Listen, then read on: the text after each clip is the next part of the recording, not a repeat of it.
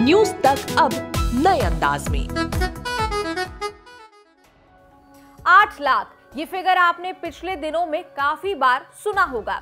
दरअसल हम यहाँ बात कर रहे हैं नीट पीजी एग्जाम की, जिससे जुड़े आरक्षण के मुद्दे पर सड़क से सुप्रीम कोर्ट तक संग्राम है। और संग्राम किस बात पर? ईडब्ल्यूएस कैटेगरी के लिए सरकार द्वारा तय की गई 8 लाख वाली एनुअल इनकम लिमिट अब सरकार के ही गले की हड्डी बन चुकी है। लेकिन क्यों और क्या है ये 8 लाख वाली कहानी, आपको इस रिपोर्ट में सब कुछ बताएंगे। नमस्कार, मैं हूं निधि तनेजा और आप देख रहे हैं न्यूज तक, जो अब आपके सामने एक नए अंदाज में पेश है। याद रहे, सिर्फ रंग रूप बदला है, कोशिश अब भी वही है कि आप तक देश दुनिया की जरूरी खबरें पहुंचाते रहें। आज भी हम आपको एक ऐसी ही जरूरी खबर डिकोड करके बताएंगे। सबसे पहले आपकी जानकारी के लिए बता दें, सुप्रीम कोर्ट में इस वक्त नीट पीजी से जुड़ा एक मामला चल रहा है, जिसमें ईडब्ल्यूएस आरक्षण को लेकर ढेरों सवाल उठाए गए हैं। बता दें कि नीट पीजी ऐसा सिंगल मेडिकल एंट्रेंस एग्जाम है जिससे आप एमडी, एमएस या पीजी डिप्लोमा कोर्सेज में एडमिशन पा सकते हैं। अब एडमिशन की इस दौड़ में हर वर्ग के छात्र शामिल हैं, तो जाहिर सी बात है रिजर्वेशन भी होगा। बता दें, केंद्र सरकार ने इस साल 29 जुलाई को नीट परीक्षा में आरक्षण को लेकर अहम फैसला किया था। इस फैसले में कहा गया था कि अंडर ग्रेजुएट और पोस्ट ग्रेजुएट के सभी मेडिकल और डेंटल कॉलेजेस में अखिल भारतीय कोटा योजना के तहत ओबीसी वर्ग के 27% और ईडब्ल्यूएस वर्ग के 10% छात्रों को आरक्षण मिलेगा। केंद्र सरकार के मुताबिक ईडब्ल्यूएस के तहत आरक्षण का लाभ वही छात्र उठा सकते हैं जिनके परिवार की सालाना आय 8 लाख रुपए से कम है। इसी फैसले को सुप्रीम कोर्ट में चुनौती दी गई और सवाल उठाए गए कि आखिर ईडब्ल्यूएस आरक्षण की एलिजिबिलिटी डिसाइड करने के लिए 8 लाख रुपए की सालाना आय को आधार क्यों और कैसे बनाया गया? क्या जोड़ तोड़ घटा बढ़ाकर ये लिमिट तय की गई है? इसके पीछे का कैलकुलेशन और रैशनल क्या है? पेटिशनर्स ने तर्क देते हुए कहा कि सरकार की ईडब्ल्यूएस में रिजर्वेशन का फैसला अनकॉन्स्टिट्यूशनल है, क्योंकि वो रिजर्वेशन की 50% सीलिंग लिमिट के पार जाता है। साथ ही ऐसी कई लैंडमार्क जजमेंट्स का हवाला दिया गया जहां कोर्ट ने कहा है कि रिजर्वेशन 50% के पार नहीं जा सकती। दूसरा बड़ा तर्क यहां दिया गया 8 लाख वाली इनकम लिमिट का। कहा गया कि इनकम लिमिट बिना किसी आधार के ही सेट की गई है। तीसरा तर्क देते हुए पेटिशनर्स ने कहा कि इस फैसले से सोशल इनजस्टिस होगा। कहा गया कि अगर ये 8 लाख वाली इनकम लिमिट अप्लाई हो गई तो जेन्युइन वीक सेक्शंस के छात्रों के साथ नाइंसाफी होगी। पेटिशनर्स ने कहा कि ये स्कीम सिर्फ उन्हें फायदा पहुंचाएगी जो धनी टैक्स पेयर्स हैं। अब इस मामले की गहराई तक जाने के लिए चलना होगा 1986 में। ये वो साल था जब भारत में सभी राज्यों के मेडिकल संस्थानों में सुप्रीम कोर्ट के निर्देश पर ऑल इंडिया कोटा लागू किया गया।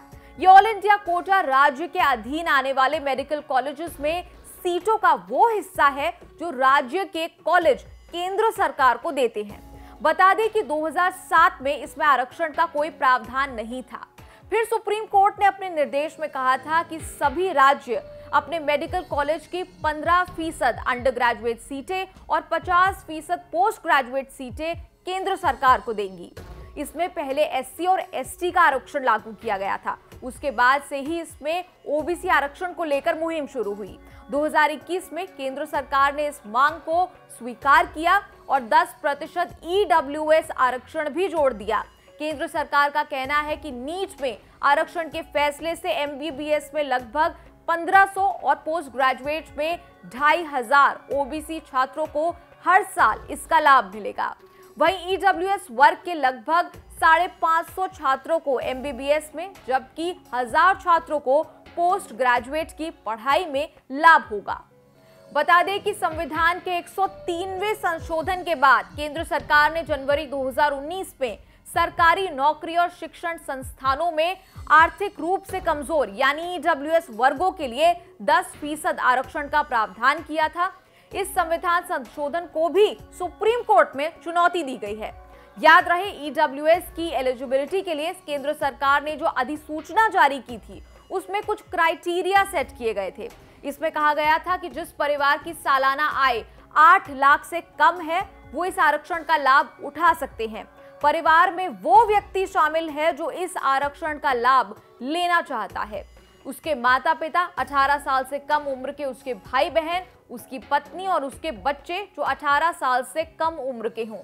लेकिन इसके साथ ही कुछ एक्सेप्शंस भी यहाँ जोड़े गए थे।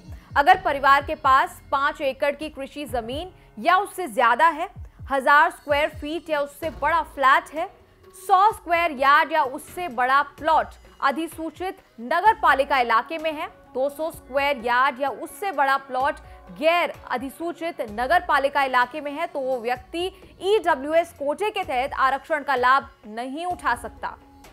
कुछ उलझा सा लगता है ना? बता दें, इन्हीं सारे मुद्दों पर सवाल खड़े हुए हैं। आर्थिक रूप से कमजोर यानी ईडब्ल्यूएस वर्ग को परिभाषित करने के केंद्र सरकार के तरीके पर सुप्रीम कोर्ट ने सवाल खड़ा किया है।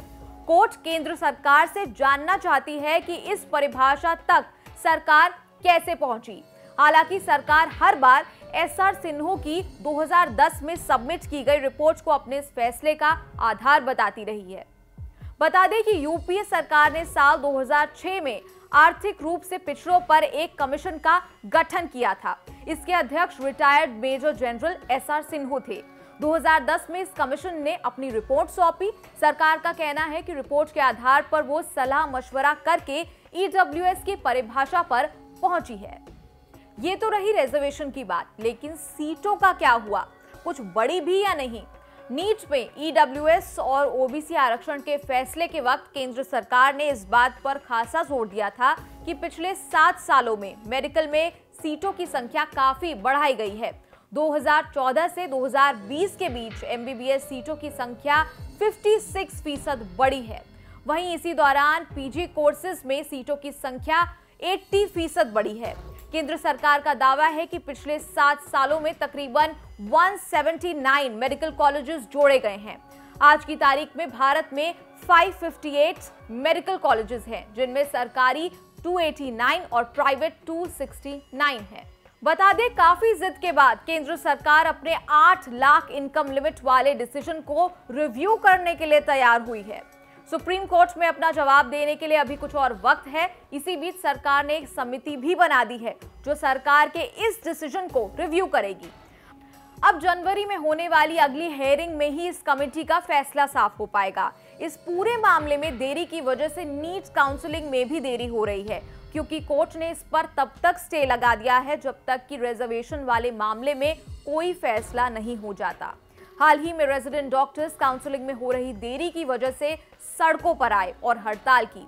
डॉक्टर्स का कहना है कि प्रवेश में देरी से डॉक्टर्स की बेहद कमी हो गई है, जिससे जूनियर डॉक्टर्स पर भार बढ़ गया है। आगे भी हम आपको इससे जुड़े अपडेट्स देते रहेंगे। आप देखते रहिए न्यूज़ तक।